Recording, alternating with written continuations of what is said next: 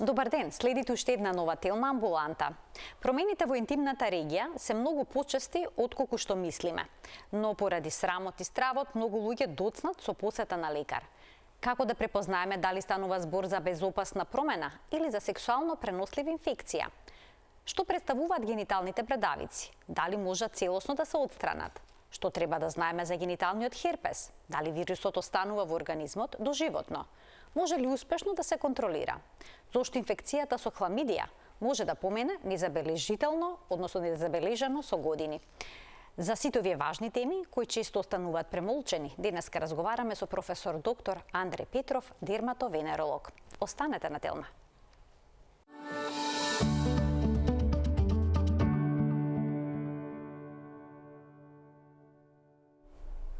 Во денешната телма амбуланта зборуваме за гениталниот херпес и за гениталните брадавици со професор доктор Андре Петров, дерматовенеролог во Аџи Бадем, Систина. Професоре, добар ден и добре дојдовте повторно во телма амбуланта. Добар ден, благодарам на поканата, секоја се чувствувам пријатно кај вас.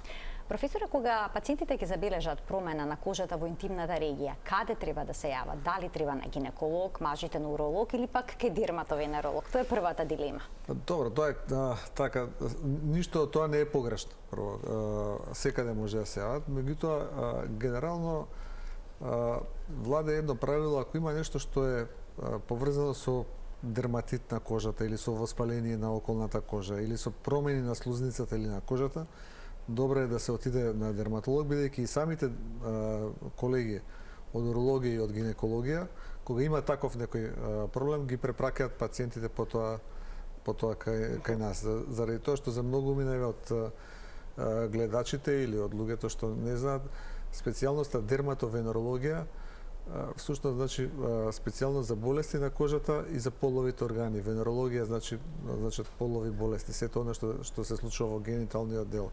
Така да не е ништо погрешно, меѓутоа ако е нешто што е поврзано со симптоми што се видливи на слузницата, значи на гениталните органи, на вагината, на пенисот или на тој околен дел таму во гениталниот дел, и особено ако тоа трае подолго време, добро е да се јават на дерматолог. Така, сега колку често се јавуваат пациенти со вакви промени на лекар? Дали веднаш од кога ги забележат, бараат помош или сепак поради стигмата и срамот чекаат?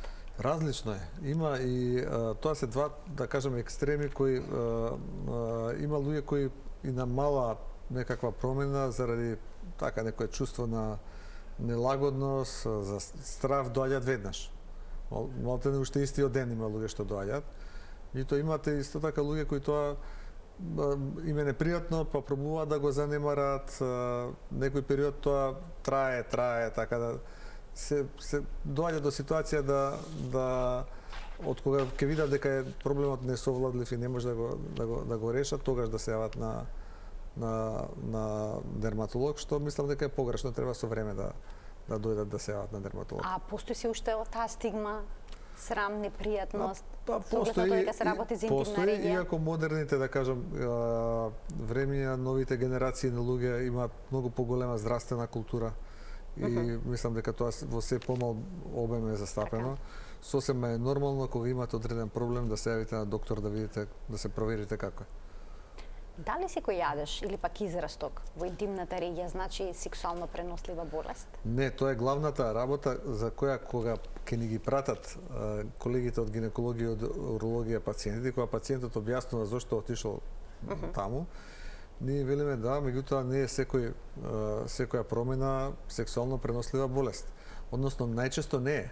Не е најчесто да е, па во мал број на случаи да не е, најчесто не е, заради тоа што има огромен број на болести кои се јавуваат во кај што гениталниот дел е еден од, да кажам, предилекционите места, една од клучните локализации каде што се јавува таков тип на промени. Тоа може да биде, не знам, екзема или народски наречено мајасил, може да биде псоријаза, може да биде лихен планус, може да бидат одредени други болести, сега да не лицитирам со диагнози.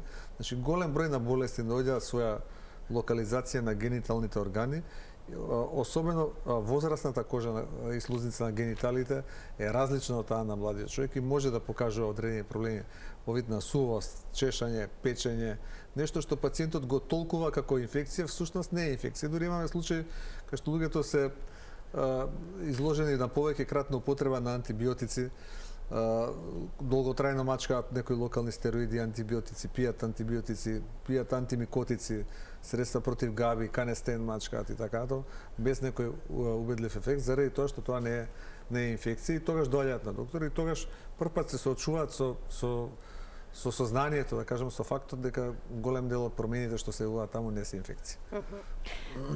Кога станува збор за гениталните брадавици, знаеме дека ги предизвикуваат ХПВ вирусите. Дали секој ХПВ вирус ќе создаде брадавица? Не, прво најчестите типови што ги создаваат се 6 и 11. ХПВ 6 и ХПВ 11 се најчестите типови кои предизвикуваат така наречени кондиломи или генитални брадавици.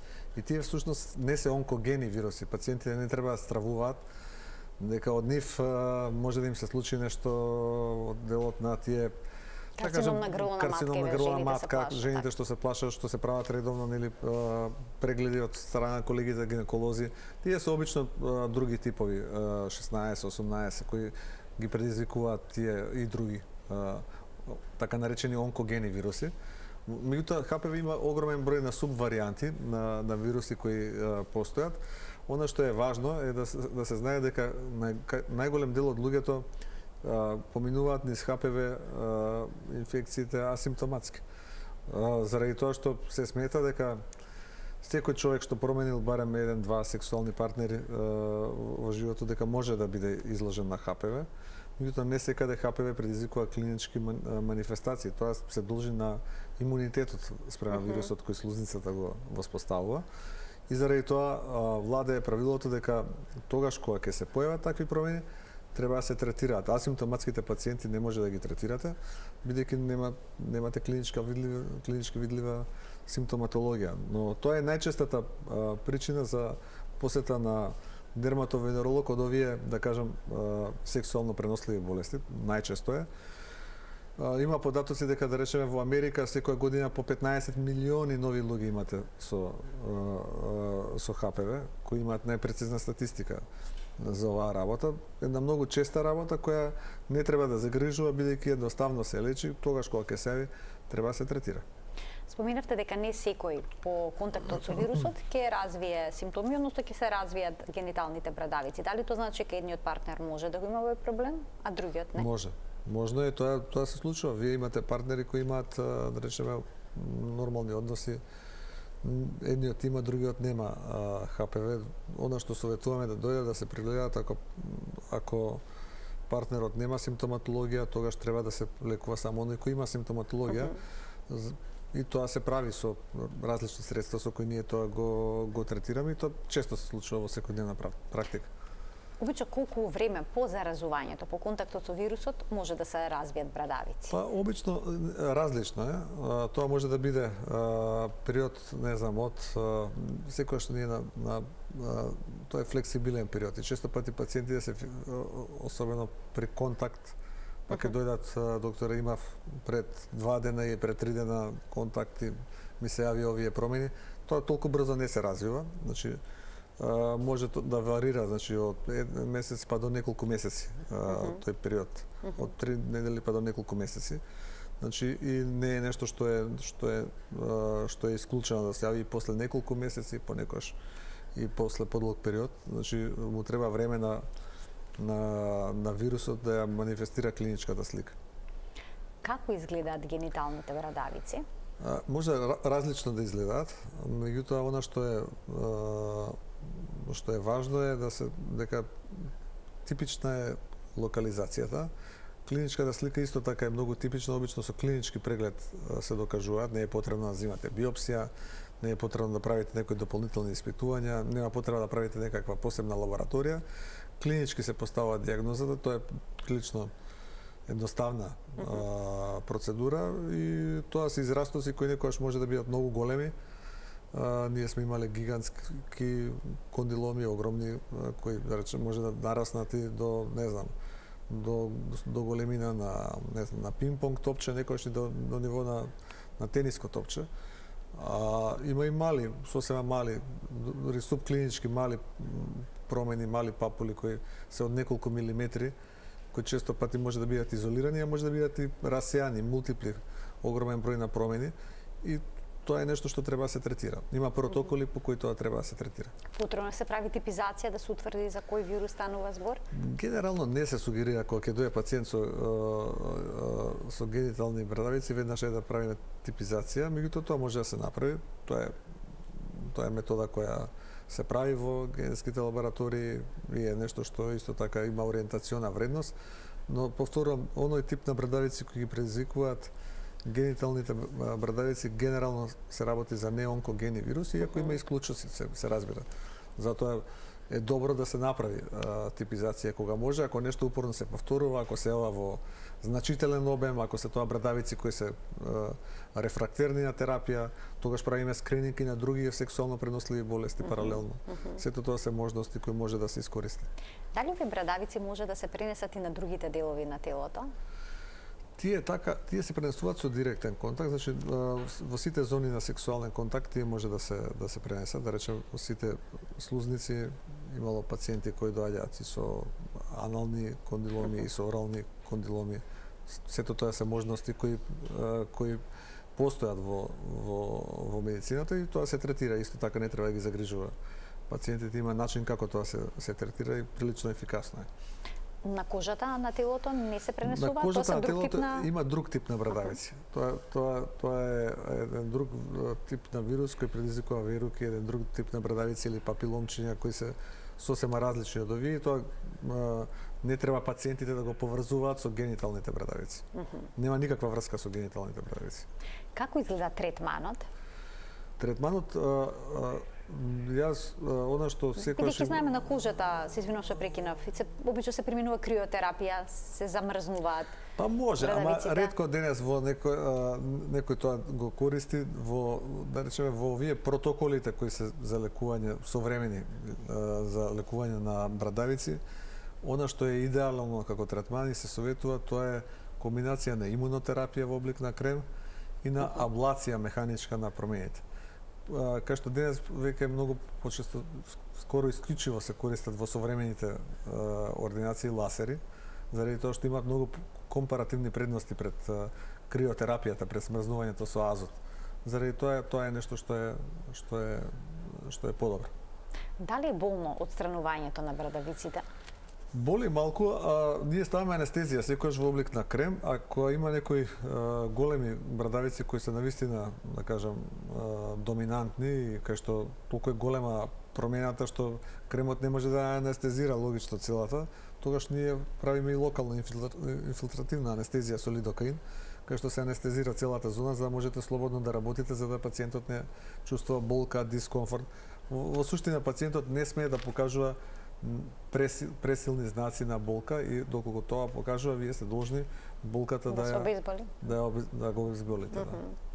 Колку третмани обично се потребни за да се отстранат брадавиците? Зависи, обично еден. Значи обично еден. Обично наеднаш се тие чистат со ласер.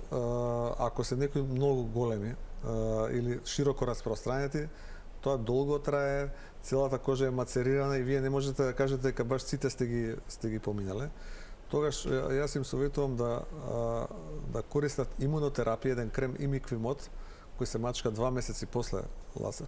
Он обично оди пред, ако се мултипли многу промени, добро е да оди пред ласерската аблација, па потоа резидуите што ќе останат со ласер се чистат, а ако се малку промени, 5-6 промени солитарни, промени или неколку промени, тогаш обично се со ласер прво се чистат, па потоа профилактички се дава тој крем имунотерапија за да не се повторат брадавиците. Тоа е начинот на кој ние тоа го третираме.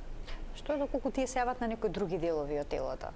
Се применува истата постапка, се чистат со ласер, значи користиме различни машини, речеме за генитали, за предел на вагината и на пенисот или пубичниот дел, обично CO2 ласерот е најдобар и најбрз.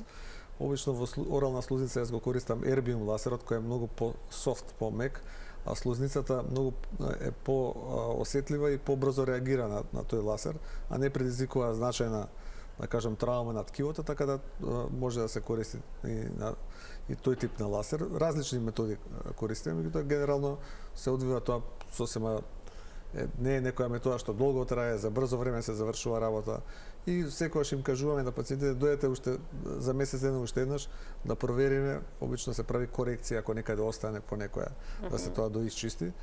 И тоа е постапката како се движи целата работа. Се работи за вирус кој има тенденција за повторување. Така.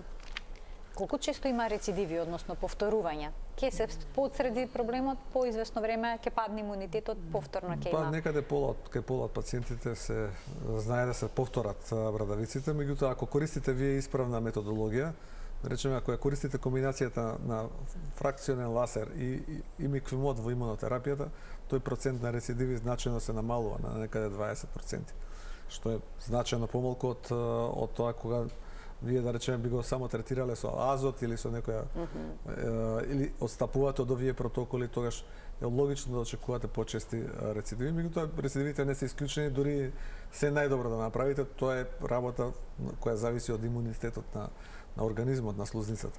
Подстранувањето како изгледа за заздравувањето со оглед на тоа што се наоѓа во интимната регија, се наоѓаат овие брадавици, што се отстрануваат? Неколку дена има локално црвенило на тие места. Тоа црвенило како мали ранички фаќаат крусти на тие места, кај што е работено, но нема некој голем дискомфорт. После само неколку дена пациентот може да има нормално односи, нормален живот. Така тоа е предноста на ласерот. За разлика да речеме криотерапијата или смрзнувањето со азот што вие го спомнавте, тоа е една стара метода која е многу добра метода, и тоа постои одамна. И на минус 160, минус 170 се смрзнува ткивото, но она што е важно е да се каже дека таа треба да се повторува повеќе пати.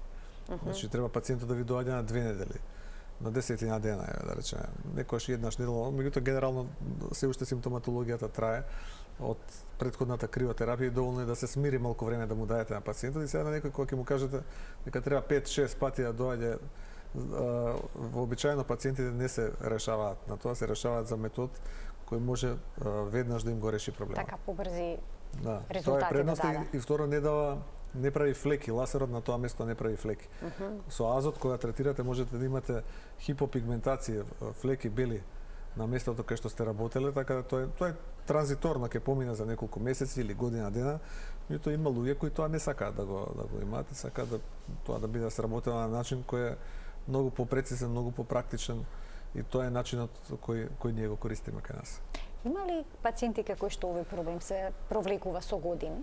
Има и такви пациенти. Има и такви пациенти кај кои тој проблем се провлекува подолг период, кај што рецидивира повеќе години, меѓутоа тие се поретки. Морам да кажам дека најголем дел од пациентите проблемот го решаваат.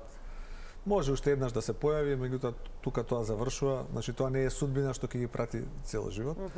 Често пати се мешаат и со друг тип на израстоци од типот на молускум, контагиозум вируси и така натаму. Меѓутоа тие се поедноставни за третман затоа што за разлика од ХПВ не рецидивираат, така да кај брадавиците прво точна дијагноза треба да се постави. Има разлика во изгледот на овие брадавици? Има разлика, молускумот тоа се бели сјајни, внатре се полни со една бела као казеозна една содржина, една густа која всушност ги представува колониите на вирусот, тоа е молускум вирус сосема различен од ХПВ и генерално исто така се пренесува при сексуален контакт, меѓутоа тој може да го имаат и луѓе што речеме по телото што нема врска со сексуален контакт, кај деца може да се јави така натаму се вирус кој се појавува за разлика од овие ХПВ генитални брадавици е поедноставен, понекогаш може и спонтано да помине. Ќе ги вклучиме гледачите. Почитувани од овој момент емисијата е контактна, можете да поставите прашање во програма кој што се однесува на темата на која што денеска се говори. Исто така тука е гениталниот херпес. Дали тој херпес е сличен или исто херпесот што се јавува, да речеме, на уста? Сличен е, порано се класифицира херпес симплекс, тој не е, значи кај херпес вирусите постои симплекс и постои зостир. Во случајот зборуваме за рецидивантен херпес симплекс, кој често се јавува на устата, а кај одреден дел на луѓе може да се яви генитално. Некогаш зборувавме за херпес симплекс тип 1, кој се јавува орално, и херпес симплекс тип 2, кој се јавува генитално. Меѓутоа денес тие граници се нарушени, може секаде да се јави било кој од тие два типа на вируси. И таа е работа што треба да се третира, заради тоа што прави особено кога се јавува генитално сериозен дискомфорт кај пациентот, бидејќи се повторува. Сега ако имате пациентка кој се повторува еднаш во годината, тоа и не е некој голем проблем. Ако имате пациентка кој се повторува повеќе од 10 пати во текот на годината, тогаш е значајно го нарушува неговиот квалитет на живот. Како се манифестира, со какви симптоми се јавува? Тоа се мали како меурчиња, како везикули ние ги нарекуваме стручно, кои се јавуваат на едно црвенило, на една раничка која се јавува во тој предел, некогаш може да бидат на самиот генитален орган, некогаш може да бидат на околината, некогаш може да бидат во непосредна близина локализирани, но во суштина тие проаѓаат после известен период, но за тој период додека ги има пациентот го пече, го боли, не може да има сексуален однос заради тоа што прво го боли, втора може да го пренесе на партнерот, додека има активна болест и треба да се третира. Дали се пренесува само додека е активна болеста или пациентот кој што веќе бил заразен со ваков генитален херпес може да го пренесе вирусот по сексуален пат и кога болеста е мирна, односно кога нема симптоми? Се смета дека додека е болеста активна, тоа е најголема вируленција, во тој период е абстиненцијата она што му се советува на пациентот, меѓутоа како иде заштитениот однос со кондом доследен е нешто што се советува кај таквите пациенти да го практикуваат заради заштита на партнерот. Исто така се советуваат и методи на превенција кај пациенти кои тоа е силно, да кажам, стресно и го пореметува животот од типот на долготрајна антивирусна терапија. Нема стандардизирани протоколи, но она што најчесто во Америка се препишува тоа е Valtrex, валцикловир, кој кај нас се наоѓа понекогаш по аптеките и наместо онаа вообичаена доза што ја даваме при акутна инфекција од 1,5 грам, овде со доза од 500 милиграми во подолг период, некојаш дури и до година дена може да се користи по една таблета, и тоа е логично кај пациент кој повеќе пати во годината има проблем. Целта е да се повторува. Да, кај што се повторува, целта е да се спречат тие рецидиви кои се чести. Споменавте антивирусна терапија, ова е всушност вирусна инфекција. Да. Вирусот со оваа терапија не може да се уништи. Не, па тоа останува доживотно во телото? Да, херпес симплекс вирусот тој практично живее во тие во организмот. Значи тоа се вируси кои се реактивираат под дејство на одреден провоцирачки фактор. Како што е да речеме лабијалниот на уста херпес. Ви имате пациент што го има и наеднаш му се поновува после некое време. Зошто му се поновува? И тој ќе ви каже: бев на сонце, на скијање, или имав интензивен стрес, или поврзано со циклусот кај жените може да се активира. Значи бројни фактори може тоа да го активираат, но тоа е нешто што пациентите го знаат и се трудат тоа да го минимизираат. Како се смирува оној непријатен јадеж и болка откако ќе се појави гениталниот херпес? Има локални препарати во видот на, да речеме, тоа се различни антисептици кои ги даваме и антивирусни кремови. Најдобар препарат кој тука го има и е прилично едноставен за апликација е ацикловир кремот, кој се советува на секој 2 часа малтене кога може пациентот да го употребува додека не се смират симптомите, а се разбира може да користи и таблети. Може тоа да биде ацикловир 5 пати на ден таблети или може да биде валцикловир ако го најдат кој го спомнав, кој се смета за нешто поефикасен во третманот, меѓутоа и ацикловирот ќе заврши работа при акутна ерупција, нема проблем. Може, ако е толку интензивно изразено, може да го земат. Ако е некоја мала промена на страна од гениталните органи, може и со крем само да поминат без да пијат таблетки.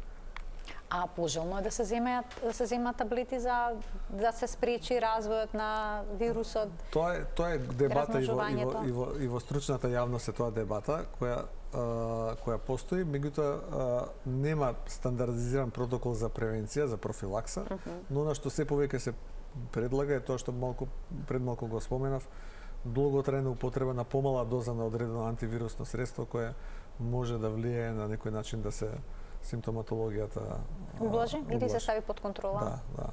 Значи зборуваме за состојба која што се става под контрола. Да. Што е со жените кои што имаат генитален херпес, а сакаат да се реализираат во мајчинството? Дали тие ќе смеат да имаат спонтано породување? Апсолутно, тие може да треба да се избегне тоа да биде при акутна, да кажем, не е дозволено. Тоа гинеколозите што ги водат подобро ке од мене го објаснат, не е дозволено во тек на акутна инфекција. Меѓутоа тоа е нешто што сосема нормално се одвива и нема причина. Кај пациент кој што во моментот нема симптоматологија, тоа не значи ништо заради тоа што он ги има антителата на вирусот во себе и самиот вирус, така да не може да во тој период кога е акутна инфекцијата е јасно дека таму не би требало тоа да се направи, меѓутоа без симптоматологија може да го водат со најнормален пород гинеколозите. Што е за пациентите потешко? Дали физичките промени што ги чувствуваат кога имаат генитален херпес или пак генитални брадавици или пак психолошкиот оној страф и стрес на партнерот да не му пренесат болеста? И едното и другото морам да ви кажам. Едното и другото. Едното е самиот стрес кој силно вознемирувачки, тоа прави сериозен дискомфорт кај пациентите. Кога разговарате со нив, тоа им доаѓа преку глава. Сензитивен дел е, незгодна зона, имаат проблем, да кажем, во секојдневното живење. Од друга страна, сепак срамот, чувството пред партнерот дека нешто не е во ред, исто така нешто што им представува проблем. Треба разговор со луѓето, треба да се позборува, да им се објасни дека постојат начини како тоа да се редуцира, како да се намали на нешто што е сосема ретко и што нема да го пореметува нивниот секојдневен живот, и тоа е работа која сте должни на пациентот да му ја објасните. Има работи како ХПВ-то кај што зборувавме, кај што не треба многу објаснување, кај што кога ќе го тргнете проблемот, пациентот е задоволен, може и никош да не се појави и знае дека тоа е така. Кај гениталниот херпес бара зборување, бара објаснување, не постои начин на брза елиминација на вирусот и треба да се следат овие современи протоколи кои може да се дават. Дали и партнерот треба да му каже дека има на својот партнер задолжително генитален херпес? Задолжително треба да го информирате партнерот, заради тоа што тоа е нешто што може да се силно заразно е? Да, може да се пренесе, да. Тоа е кога е во активна фаза, кога е во акутна фаза може да се пренесе. Ќе ги вклучиме гледачите. Добар ден за првиот од нив. Добар ден. Добар ден. Во програма сте, повелете. Едно прашање, поздрав до лекарот и до вас. Имам едно прашање. Обично во почетокот на пролета ми се јавуваат на гениталите на усницата израстоци некои. Меѓутоа не би рекла дека се брадавица нити херпес. Користам канестен, мачкам тоа делче, тоа само на едниот дел од усницата, да речам на левата страна, и со канестен ми се регулира. Не сум била на лекар до сега, меѓутоа го решавам тоа. Али тоа се случува почетокот на пролета со некое прво печење и после така ситни израстоци, не многу, 2-3 најмногу, тока не се мачка ми се решава. Дали е тоа во ред?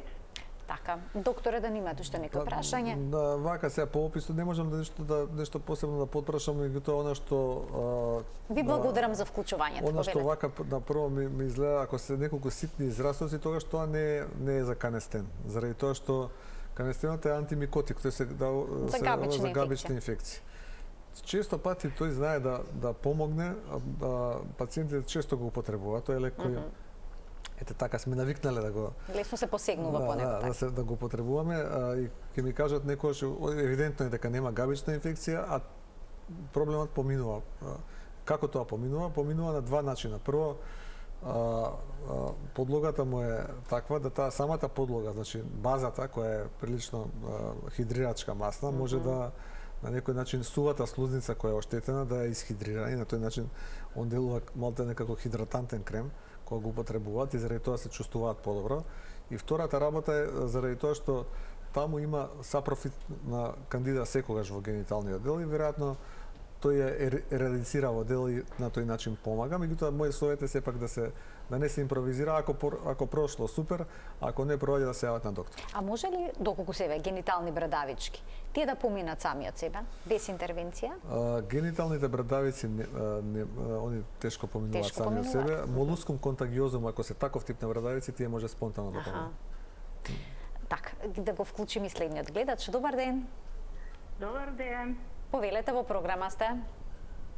Јас имам неколку прашања. Прво прашање е, на десниот образ имам една мала, да ја наречам бенгичка, како просено зрно, ама многу се плашам од неа. Тоа е едно. После имам хроничен лихен симплекс во лувај. И на левата града имам кератоза. Така. Што се овие работи? Опасни и неопасни, ќе се претворат во нешто, ќе останат така, лекови? А сте биле на лекар? Преглед се направиле за тоа на образот што ве мачи? Да, сум била на лекар и е констатирано за кератозата, за лихинот, а за ова што ми е на лице, тоа просено зрнце не сум била. Така, добро. Професоре, да немате уште некој прашање или тоа е се? Ви благодарам за вклучувањето. Тој лихен што се јава на слузницата е честа работа, на вагиналната слузница, значи резултат на промените што ги трпи таа со текот на времето, на генетската конституција, на хормоналните влијанија кај жените. И обично тој значи со текот на времето прогредира, затоа таа слузница треба да се одржува, да се негува, да се употребуваат одреден тип на емолиенти, на кремови кои навлажнувачи на тој дел, исто така треба да се користат и одредени препарати противвоспалителни. Обично не се советува долготрено локален кортикостероид да се генитално да се нанесува. Многу посоодветно средство е еден друг крем Елидел, тоа е од групата на тие имуномодулатори, калцинеурински инхибитори кои се употребуваат. Така да се работи за нешто што е многу ефикасно. Кај нас го има пимекролимусот, Елидел, така да може слободно да го користат до 3 месеци генитално и тој во голем дел симптомите ги повлекува. Она што другото го истакна пациентка, кератозата во ред, таа не е некоја опасна работа, а за зрнцето на образот да се јави на доктор затоа што не знаеме што е. Така, тоа мора да се испита. Треба да се види што е. Пред да ги вклучиме гледачите, само да појасните какви симптоми дава лихенот во гениталната регија кај жените. Најчесто чешање, печење, чувство на дискомфорт, се страдаат пациентите од тоа многу и тоа ги вознемирува. Прво се сомневаат секогаш на некоја инфекција, она што го зборувавме како вовед, и потоа заклучуваат дека се работи или за лихен симплекс хроникус, меѓутоа може да се работи и за лихен склерозус атрофикус, кој оди со склероза и со атрофија на слузницата.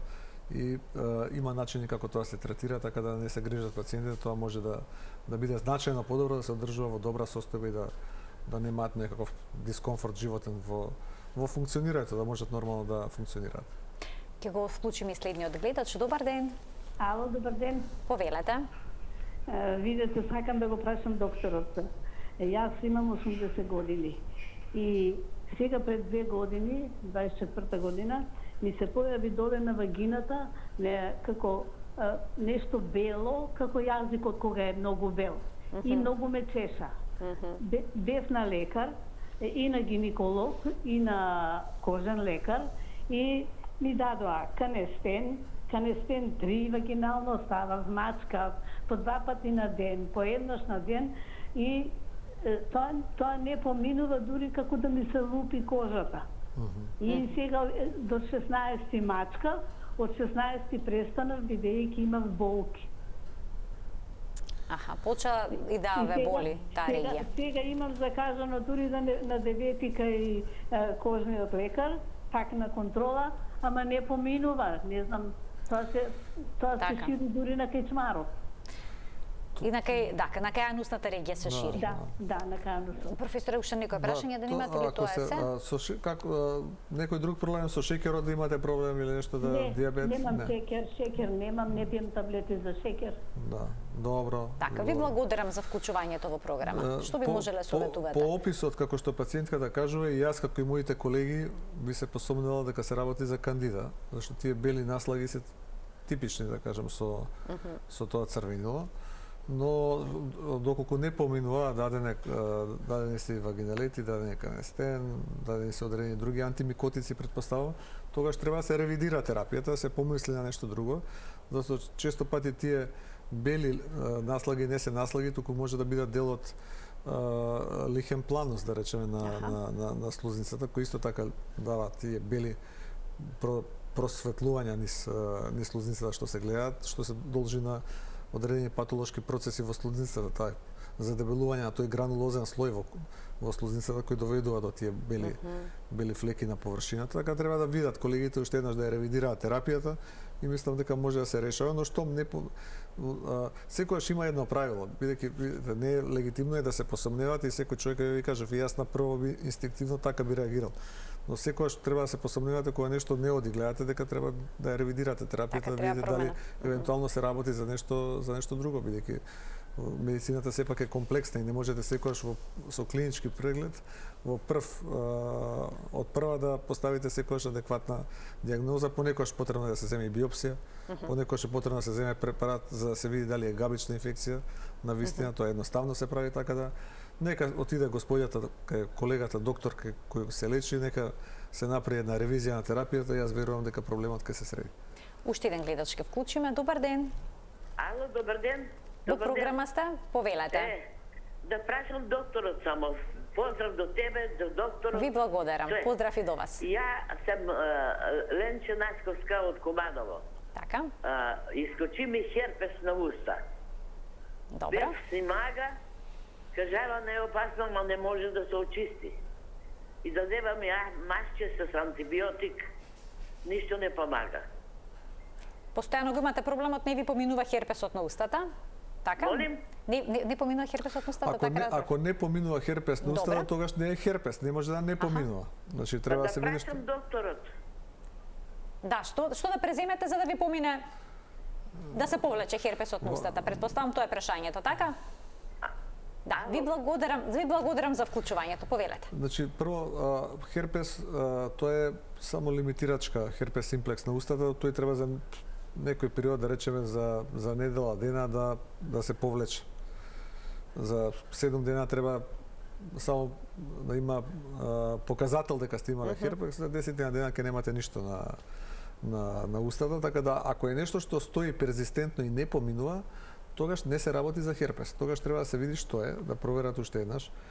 Ако е на устата, треба да се види со дермоскоп да не се работи за нешто друго, ако прави како раничка или не поминува, да се види да не треба тоа да се отстрани, или да не е некоја сосема друга состојба која треба да се детектира што е. Така тоа не можам да го кажам, меѓутоа во секој случај херпес симплекс не може да не поминува. Тој може да се повторува, кај некои луѓе се повторува често, имате луѓе што имаат мака секој месец ќе го видите со херпес. Тоа не еден, некогаш и по неколку. Да, и по неколку изби. Ама да стои перзистентно во континуитет и да не поминува, тоа е невозможно. Така, значи дополнителни испитувања. Да. Неколку пати се спомена лихен во гениталната регија кај жените. Дали тоа обично се јавува кај повозрастната популација? Обично се јавува кај повозрастната популација, ама нема исклучок, може да се јави во секоја возраст. Во секоја? Да. Имаме уште еден гледач, ќе му дадеме предност. Добар ден. Повелете. Добар ден. Добар ден. Ве слушаме одлично, повелете. Добар ден, може да го прашам докторот? Секако, само намалете го тонот на вашиот ТВ приемник. Имам брадавици, докторе Полинишка. Долго време ги носам, ми рекла да ги гора, а мене не става. Добро. Што може да направам ако сакате да ми кажете? Сега ќе ви кажам. Ви благодарам за вклучувањето. Благодарам, значи тоа што ви рекле да ги горите, тоа е вака на народски сленг, еден се мисли на криотерапија, веројатно на спразнување со азот. Тоа може да го правите, затоа што брадавици, ако се генитални брадавици или било каков друг тип на брадавици, тие треба да се отстранат механички. Значи, тоа е една од методите која може да ја правите. Кај пациенти кои не сакаат да користат аблативен метод, може да користат дел од овие кремови, локална имунотерапија. Тоа е еден крем имиквимод и кај брадавиците се дава 3 пати неделно. Навечер се става, наутро се мие и се оди во период од 2 месеци така. Го даваме кај одредени други болести, може малку подолг период да се даде, меѓутоа тоа е начинот алтернативен, ако не сака со физичка метода тоа да се уништи. Потребно е да се зема и некаква витаминска терапија преку уста за да се заекне. Тоа е заблуда. Голем дел од пациентите земаат средства за поддршка на имунитетот, земаат одредени суплементи и јас не сум против тоа, нека си го земаат. Меѓутоа, сериозен доктор не може да му каже на пациентот дека од тоа проблемите ќе му исчезнат и дека нема да му се повторуваат. Кај жените во периодот на менопауза се јавува сувост.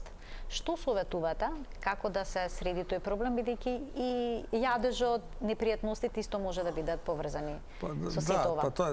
Тоа е дел од тоа што го зборувам. Најдобра работа е да се користат локални емолиенти, тоа се лосиони, кои се користат за телото, може да се користат и за вагиналниот дел. Целата вагина, перивагиналниот дел да се со тоа измачка. Многу е важно да не се суши слузницата безсмислено со фреквентна употреба на шампони силни и затоа особено за генитална хигиена ние советуваме маслена купка, oil bath, значи маслена купка за која има на различни производители избора на пациентот која ќе се одбере, меѓутоа тоа е нешто што е многу подобро од обичните шампони, не ја суши слузницата, а тоа е зона која малтене секојдневно ние заради одржување на хигиена ја шампонираме, така да тоа е подобрата опција, тоа е превенцијата како тоа да не се повторува. Ако тие симптоми се засилат, тогаш може да се користи одреден имуномодулатор од типот на Елидел, што го спомнав малку, за да биде подробно. Се разбира има и други работи, локални естрогени некојаш може да се. Тоа сакав да ве прашам, дали локалните естрогени ги препорачувате, бидејќи сега во последно време многу се нагласува нивното значење. Јас ги пишувам доста и за некои други состојби, да речеме кај губење на косата, кај жени јас локален естроген во скалпот кој го во форма на крем, така? Во форма на гел е таму зашто е коса, го нема кај нас на пазарот, зашто ние сме мал пазар, ова се сепак малку специфични лекови, меѓутоа може да ги набават луѓето што патуваат и тоа е нешто што може да се употребува, исто важи и за гениталниот дел кај што може да се употребува. Обично жените се плашат да не се абсорбира тој естроген во организмот, да не доведе до некакви проблеми. Но студиите и тука покажуваат дека е релативно безбедно. Може да доведе до подобрување, не може да доведе до проблеми. Се разбира, има одредени ризични категории на пациенти за кои не зборувам. Тоа се пациентки кои примале одредена терапија за одредени болести, други одредени канцерозни состојби кои ги имале, таму да се консултираат со онколозите кои ги водат, меѓутоа за здрав човек тоа е нешто што е сосема во ред. Мислам дали имаме време уште за хламидијата, ми беше концептот метната и ве накратко дали хламидијата дава некакви симптоми, таа инфекција што може да се јави и кај мажите и кај жените, понекогаш да доведе и до стерилитет. Хламидија е една од болестите која е, да кажам, многу значајна заради тоа што она нема силна симптоматологија. Често пати може да биде малтена субклиничка или асимптоматска и заради тоа треба да се препознае, треба кога ќе се препознае да се третира, заради тоа што таа може да остави, особено кај жените, да остави последици. Она нема освен некоја дизурија, некое печење благо кое ќе го имате. Ништо типично. Немате нешто што ќе се сомневате, а се работи за еден интраклеточен паразит кој е доста значаен заради тоа што може да направи оштетување од тој тип кој ги зборуваме и тоа се детектира исто така, може серолошки да се направи детекција на таа болест и ако се пронајде, многу едноставно се третира. Најлек на избор е таму доксициклинот. Тој е антибиотик со една недела употреба симптомите поминуваат. Кај пациенти што се алергични или кај бремени жени кај кој доксициклин не го даваме, има алтернатива која може да се користи, некој пеницилински антибиотик, амоксицилин или азитромицин, некоја се дава во единична доза од 1 грам, тоа се различни шеми, да кажем, протоколи кои постојат, но генерално хламидијата е многу значајна заради тоа што за разлика, да речеме, од сифилис, за разлика од гонореја, За разлика од херпес што го зборувавме или кондиломи кои лесно ќе ги препознаете, сега лесно. Ништо не е лесно, меѓутоа полесно може да дојдете до диагноза. Диагнозата на хламидија понекогаш бара време, понекогаш е проблематична и заради тоа најдобро нема друг начин како да ја потврдите, освен серолошки тоа да го направите со скрининг на пациентот на сексуално преносливи болести, помеѓу кои може да се провери и хламидија. Доколку едниот партнер има хламидија, а другиот нема, дали превентивно тој треба да зема некаква терапија? Прво мора да се ерадицира, да кажам, проблемот кај ако серолошки нема кај партнерот, не можете на здрав човек да дадете лекови. Да, некој сака бидејќи превентивно, да не се зарази. Ние правиме се луѓе, дури мислам некој и нелогични само третмани си правиме, што не е добро. Значи пациентот што е заразен треба да се третира.